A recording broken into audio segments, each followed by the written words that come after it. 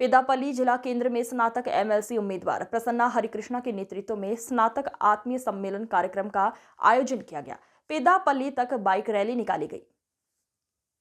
बाद में स्नातकों ने एक बगीचे में व्यवस्था की आत्मीय सम्मेलन की बैठक में बोले एमएलसी प्रत्याशी प्रसन्न हरिकृष्ण। उन्होंने कहा कि छात्रों को काफी कठिनाइयों का सामना करना पड़ रहा है और चुनाव के बाद उनकी समस्याओं को दूर करने का काम करेंगे। स्नातकों को सलाह दी जाती है कि वे सोचें और अच्छा निर्णय लें। भगवान के साक्षी के रूप में जीतने के बाद सभी के साथ न्याय करूंगा। एमएलसी उम्मीदवार प्रसन्ना हरिकृष्ण ने मीडिया से बात करते हुए कहा,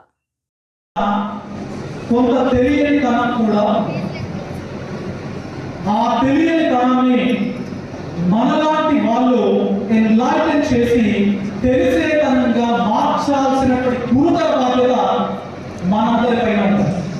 కాబట్టి మజిల్ పవర్, మనీ పవర్ అవన్నీ ఉండొచ్చు, ఉంటాయి కూడా.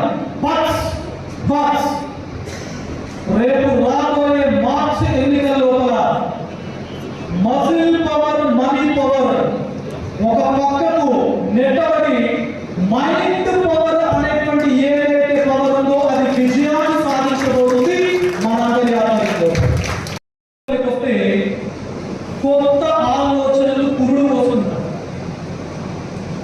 యువత ఆలోచనలు ఏవైతే ఉన్నాయో, యువత రాజకీయ లోపలికి వస్తే ఒక క్రియేటివ్ థాట్ బయటకు వస్తుంది, ఒక ఇన్నోవేటివ్ ప్రాక్టీస్ బయటకు వస్తుంది.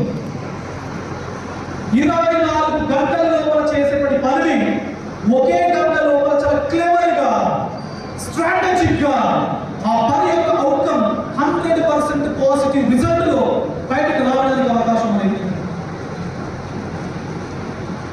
కాబట్టి నేను యువకునిగా మాట్లాడుతున్నాను. రేపు మార్చి లోపల జరగబోయేటువంటి ఎన్నికల లోపల మీరందరూ ఓటు వేసి ఈ ప్రసన్న హరికృష్ణ గెలిపించి శాసన మండలికి పంపిస్తే కేవలం ప్రసన్న హరికృష్ణ మాత్రమే కాదు, యావత్ తెలంగాణ సమాజం లోపల ఉన్నటువంటి యువతకు ఒక స్పష్టమైనటువంటి దారి ఈ పెద్దపల్లి కథలకి పడాలని చెప్పేసి మీ అందరికీ చెప్తా ఉన్నాను. నేను ఇంతకుముందు చెప్పినట్టు చాయ్ బండి దగ్గర ఆగి చాయ్ తాగిన,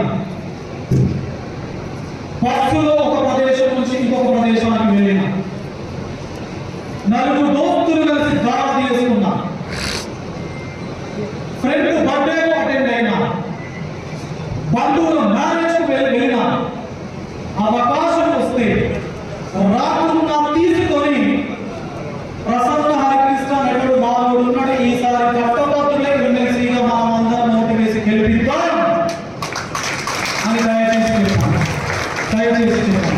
పరిస్థితుల్లో భవిష్యత్తులో జరగదు అనేటువంటి ఒక బృహత్తరమైన లక్ష్యంతో నేను రాజకీయాల్లోకి I came into politics for a good cause, for not making money సంపాదించుకోవడం కోసమో లేదా ఆస్తులను కూడబెట్టుకోవడం కోసమో నేను రాజకీయాల్లోకి రాను. I want to do something good for the welfare of society. So ఈ యజ్ఞానికి, ఈ బృహత్తరమైన లక్ష్యానికి మీ అందరూ భాగం అవుతారని చెప్పేసి, మీ అందరూ భాగం కావాలని చెప్పేసి మనస్ఫూర్తిగా మీ అందరినీ మరొకసారి రిక్వెస్ట్ చేస్తూ I need your unconditional support, cooperation